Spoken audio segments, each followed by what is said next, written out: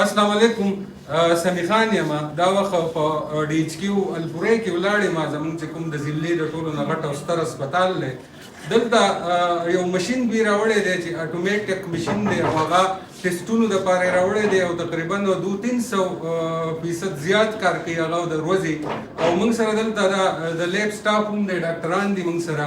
ډاکټر نوید صاحب موږ سره دلته ناست دی، نو هغه به موږ ته د دې مشین پوره تفصیل وایي. نو راځئ نوید صاحب لږ.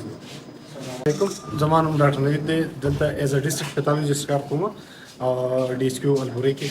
زمونږ چې کوم د مشین حواله سره سمی خان تاسو ته ووایي، زموږ سره دا چې د کلینیکل کیمسټري انالایزر دی، فولي اټومیټډ دی او دې چې زموږ سره لاوله زموږ سره سیم اټومیشن او مشینان دلته پراته چې پای کې د هیومن ایرر چانسز هم ډېر زیات او هغې کې دا و چې ملټیپل هغې به ټایم هم ډېر زیات کنزیوم کو. هغې کوم انالایزر چې و د هغه 30 سیمپلز پر اور د هغه کیپیسټي وه. زموږ سره چې کوم دا مشین دی د 350 ټیسټ پر اور د ده کیپیسټي ده. بل د اکوریسي دومره زیاته ده، د ډیلی بیسس باندې موږ په دې باندې کنټرول رن کوو. ډیلی بیسس باندې د دې کلیبریشن کیږي، دغه کیږي. نو د ټیسټ د غلط ټیسټ ریزلټ چې چانسز ډیر نیل دي، ډیر کم دي. او هغه په خپل باندې هم ماشين ته وایي چې دا ټیسټ چې دی دا غلط دی، دا صحیح نه دی. هغه تعالی د انفارمیشن په خپل درکې ماشين دی چې غلط ټیسټ یې اتاره بالکل د دې ریزلټ نه راکړي.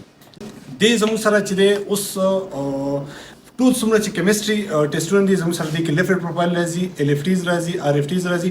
ال اف ټیز مطلب د لیور فنکشن ټیسټ، په هغې کې ډېر شي پیرامیټرز دي دننه، لکه په هغې کې موږ سره جي پی ټي شوه، اے ایس ټي شوه، اے ایل پي شوه، ټوټل بیلروبین شو، بیلروبین ډایرکټ انډایرکټ شو.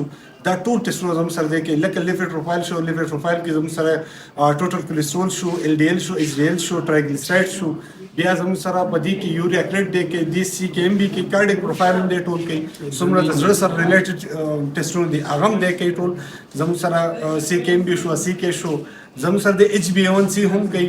زموږ سره ملټیپل ټیسټونه چې څومره دي، یک پرس کا سی آر پی شو. زموږ سره څومره دغه د کووډ سره په دې کې سی آر پی ډیر زیات لګیدو او موږ سره په دلته اویلیبিলিټي نه وه او پیشنټ ډیر خوارېده د دې لپاره. نو زموږ سره اوس چې دی هغه ټول څومره دغه دي ټیسټونه پیرامیټرز دي هغه موږ دلته راوړو او دلته یې سټارټ کړو.